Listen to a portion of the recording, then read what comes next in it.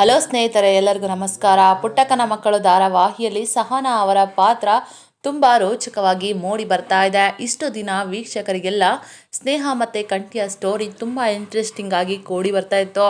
ಆದರೆ ಇತ್ತೀಚೆಗೆ ಸಹನಾ ಮತ್ತು ಮುರಳಿ ಕೌಸಲ್ಯ ಅವರ ವಿಷಯದಲ್ಲಿ ಸ್ಟೋರಿ ಇಂಟ್ರೆಸ್ಟಿಂಗ್ ಆಗಿ ಸಾಗ್ತಾ ಇದೆ. ಟ್ವಿಸ್ಟ್ಗಳ ಮೇಲೆ ಟ್ವಿಸ್ಟ್ಗಳು ಬರ್ತಾ ಇದ್ದಾವೆ. ಒಂದಕ್ಕಿಂತ ಒಂದು ಎಪಿಸೋಡ್ಗಳು ವೀಕ್ಷಕರ ಗಮನವನ್ನು ಸೆಳೀತಾ ಇದೆ. ಹಾಗೆ ವಿಡಿಯೋನ ಸ್ಟಾರ್ಟ್ ಮಾಡೋದಕ್ಕೂ ಮುಂಚೆ ಯಾರೆಲ್ಲ ನಮ್ಮ ಚಾನಲ್ಗೆ ಸಬ್ಸ್ಕ್ರೈಬ್ ಮಾಡ್ಕೊಳ್ಳದೆ ಹಾಗೆ ವಿಡಿಯೋ ನೋಡ್ತಾ ಇದ್ದೀರೋ ದಯವಿಟ್ಟು ಸಬ್ಸ್ಕ್ರೈಬ್ ಮಾಡಿ ಮತ್ತು ಸಪೋರ್ಟ್ ಮಾಡಿ. ಹಾಗೆ ಪಕ್ಕದಲ್ಲಿರುವ ಬೆಲ್ ಬಟನನ್ನು ಕ್ಲಿಕ್ ಮಾಡಿ. ಮೊದಲಿಗೆ ಮುರಳಿ ಅಮ್ಮ ಕೌಸಲ್ಯ ಸಹನಾಗೆ ಕೊಡಬಾರದ ಕಷ್ಟನ ಕೊಟ್ಟು ಕೂಡ ಮುರಳಿ ಅದನ್ನು ನಂಬದೆ ದೂರ ಮಾಡ್ಕೊಳ್ತಾರೆ. ಆಗ ಸಹನಾ ಅವರು ಅನ್ಯಾಯದ ವಿರುದ್ಧ ಹೋರಾಡಿ ಕಾಳಿ ಮುಖಾಂತರ ಜಯವನ್ನು ಸಾಧಿಸ್ತಾಳೆ. ಹಾಗೆಯೇ ಅತ್ತೆ ಕೌಸಲ್ಯಗೆ ಜೈಲು ಶಿಕ್ಷೆನೂ ಕೂಡ ಕೊಡಿಸ್ತಾಳೆ. ಆಗ ಮುರಳಿಗೆ ತಾನು ಮಾಡಿದ್ದು ತಪ್ಪು ಅಂತ ಗೊತ್ತಾಗುತ್ತೆ. ನಾನು ಸಹನಾ ಅವರ ಮಾತನ್ನು ನಂಬ್ದೇನೆ ನಮ್ಮ ಅಮ್ಮನ ಮಾತನ್ನು ನಂಬದೆ, ನಾನು ಎಂಥ ತಪ್ಪು ಮಾಡಿಬಿಟ್ಟೆ ಅಂತ ಪಶ್ಚಾತ್ತಾಪನ ಪಡ್ತಾ ಇರ್ತಾರೆ. ಆಗ ಮುರಳಿ ಸಹನಾ ಜೊತೆ ಮಾತಾಡಬೇಕು ಅಂತ ಪ್ರಯತ್ನ ಪಡ್ತಾರೆ. ಆದರೆ ಸಹನಾಗೆ ಅದು ಇಷ್ಟ ಇರಲ್ಲ. ಆಗ ಸಹನಾ ಪುಟ್ಟಕ್ಕನ ಮೆಸ್ಸಲ್ಲಿ ಕೆಲಸ ಮಾಡ್ತಾ ಇರುವಾಗ ಜನರು ಸಹನಾಳ ಜೀವನನೂ ಪುಟ್ಟಕ್ಕನ ಜೀವನ ರೀತಿ ಆಯಿತು ಅಂತ ಒಂದಷ್ಟು ಮಾತುಗಳನ್ನು ಆಡ್ತಾರೆ. ಆ ಮಾತನ್ನು ಕೇಳಿ ಸಹನಾ ಅವರು ತುಂಬ ಬೇಜಾರು ಮಾಡಿಕೊಂಡು ಮನೆ ಬಿಟ್ಟು ಹೋಗೋ ನಿರ್ಧಾರನ ಮಾಡ್ತಾರೆ. ಗಂಡನ ಮನೆಯಲ್ಲಿ ಬೇಡವಾಗಿ ಬದುಕೋದು, ತವರ ಮನೆಯಲ್ಲಿ ಭಾರವಾಗಿ ಬದುಕೋದು ನನಗೆ ಇಷ್ಟ ಇಲ್ಲ ಕಣವ್ವ, ನಾನು ಏನಾದರೂ ಸಾಧನೆ ಮಾಡಿಕೊಂಡು ಬರ್ತೀನಿ ಅಂತ ಹೇಳಿ ಹೊರಡ್ತಾರೆ. ಆಗ ಸಹನಾ ಅವರು ಮಧ್ಯರಾತ್ರಿನೇ ಯಾರಿಗೂ ಹೇಳ್ದೆ ಕೇಳದೆ ಬಸ್ಸಿಗೆ ಹತ್ತೋದಕ್ಕೆ ಅಂತ ಹೋಗ್ತಾರೆ. ಆ ಬಸ್ಸು ಬೆಂಗಳೂರು ಬಸ್ ಆಗಿರುತ್ತೆ. ಅದೇ ಸಮಯಕ್ಕೆ ಕಾಳಿ ಇರಬರೋದನ್ನೆಲ್ಲ ಕುಡಿದು ತೂರಾಡಿಕೊಂಡು ರೋಡಲ್ಲಿ ನಿಂತಿರ್ತಾರೆ. ಆಗ ಕಾಳಿ ಕಣ್ಣಿಗೆ ಸಹನಾ ಅವರು ಕಾಣಿಸ್ತಾರೆ. ಆಗ ಕಾಳಿ ಕುಡಿದು ಮತ್ತಿನಲ್ಲಿ ಯಾರನ್ನ ನೋಡಿದ್ರೂ ಕೂಡ ಸಹನಾ ಥರ ಕಾಣಿಸ್ತಾನೆ ಇದ್ದಾರಲ್ಲ ಅಂತ ಅಂದ್ಕೊಂಡು ಸರಿಯಾಗಿ ನೋಡೋದಕ್ಕೆ ಅಂತ ಹೋಗಲ್ಲ. ಆಗ ಅಷ್ಟೊತ್ತಿಗೆ ಬೆಂಗಳೂರಿಗೆ ಹೋಗೋ ಬಸ್ ಬರುತ್ತೆ. ಸಹನಾ ಅವರು ಕೂಡ ಹತ್ತೋದಕ್ಕೆ ಅಂತ ಹೋಗ್ತಾರೆ. ಆಗ ಕಾಳಿ ಕುಡಿದ ನಶೆಯಲ್ಲಿ ಏನಾದರೂ ಆಗಲಿ ಒಂದ್ಸಲ ನೋಡಿಬಿಡೋಣ ಅಂತ ಬಸ್ ಹತ್ರ ಹೋಗ್ತಾರೆ. ಅಷ್ಟೊತ್ತಿಗೆ ಸಹನಾ ಅವರು ಬಸ್ಸಿಗೆ ಹತ್ತೇ ಬಿಟ್ಟಿರ್ತಾರೆ. ಆಗ ಬಸ್ಸು ಹೊರಟೆ ಹೋಗುತ್ತೆ. ಆದರೆ ಕಾಳಿಗೆ ನೋಡೋದಕ್ಕೆ ಆಗೋದಿಲ್ಲ. ಕಾಳಿಗೆ ಬಂದಿರೋ ಡೌಟು ಕೊನೆಗೂ ಕೂಡ ನಿಜ ಆಗುತ್ತೆ. ಆಗ ಸಹನಾ ಅವರು ಬೆಂಗಳೂರಿಗೆ ಹೋಗ್ತಾರೆ.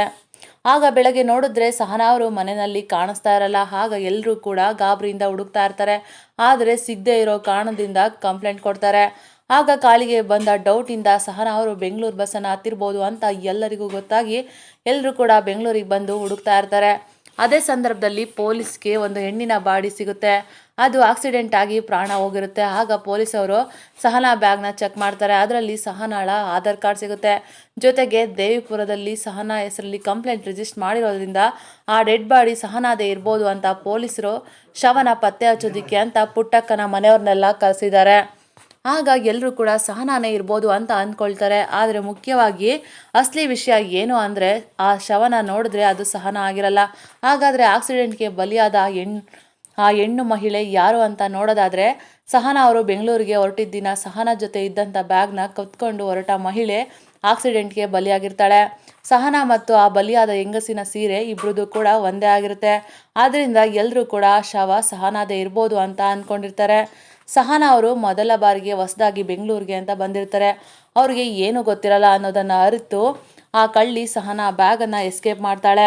ನಂತರ ಅಲ್ಲಿಂದ ಕಳ್ಳಿ ಭಯದಿಂದ ಓಡಿ ಹೋಗ್ತಾ ಇರುವಾಗ ರೋಡನ್ನು ದಾಟ್ತಾ ಇರ್ತಾರೆ. ಆಗ ಒಂದು ವಾಹನಕ್ಕೆ ಸಿಕ್ಕಿ ಆಕ್ಸಿಡೆಂಟ್ ಆಗಿ ಆ ಮಹಿಳೆ ಬಲಿಯಾಗ್ತಾಳೆ. ಇದರಿಂದ ಪೊಲೀಸವರು ಆ ಕಳ್ಳಿ ಹತ್ರ ಇರೋ ಆಧಾರ್ ಕಾರ್ಡ್ನ ನೋಡಿ ಸಹನಾಳೆ ಇರ್ಬೋದು ಅಂತ ಅಂದ್ಕೊಳ್ತಾರೆ. ಆಗ ಪುಟ್ಟಕ್ಕನ ಮನೆಯವ್ರಿಗೂ ಕೂಡ ಸಹನಾದೇ ಡೆಡ್ ಬಾಡಿ ಇರ್ಬೋದು ಅಂತ ನೋಡಿ ಅಂತ ಕರೆಸ್ತಾರೆ. ಆದರೆ ಅದೃಷ್ಟವಶಾತ್ತು ಆ ಬಾಡಿ ಸಹನಾದಾಗಿರಲ್ಲ. ಸಹನಾ ಅವರು ಸೇಫ್ ಆಗಿರ್ತಾರೆ. ಆಗ ಸಹನಾ ಮೊದಲ ಬಾರಿಗೆ ಬೆಂಗಳೂರಿಗೆ ಏನೂ ಗೊತ್ತಿಲ್ಲದೇ ಬಂದಿರ್ತಾರೆ. ಜೊತೆಗೆ ಸಹನಾಳ ಬ್ಯಾಗು ಮತ್ತು ಅದರಲ್ಲಿದ್ದ ಹಣ ಕಳ್ತನ ಆಗಿರುತ್ತೆ. ಆಗ ಸಹನಾ ಅಸಹಾಯಕಳಾಗಿ ನಿಂತಿರ್ತಾಳೆ.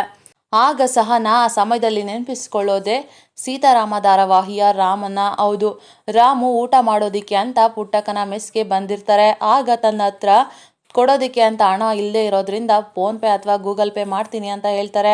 ಆದರೆ ಪುಟ್ಟಕ್ಕನ ಮೆಸ್ಸಲ್ಲಿ ಆ ರೀತಿಯ ಸೌಲಭ್ಯ ಇರೋದಿಲ್ಲ. ಆಗ ರಾಮ್ ಹೋಗುವ ಕಡೆ ಒಂದು ಕಾರ್ಡನ್ನು ಕೊಟ್ಟೋಗಿರ್ತಾರೆ. ಆ ಕಾರ್ಡು ಈ ಸಮಯದಲ್ಲಿ ಸಹನಾ ಅವ್ರಿಗೆ ಸಹಾಯಕ್ಕೆ ಬರುತ್ತೆ ಅಂತಲೇ ಹೇಳ್ಬೋದು.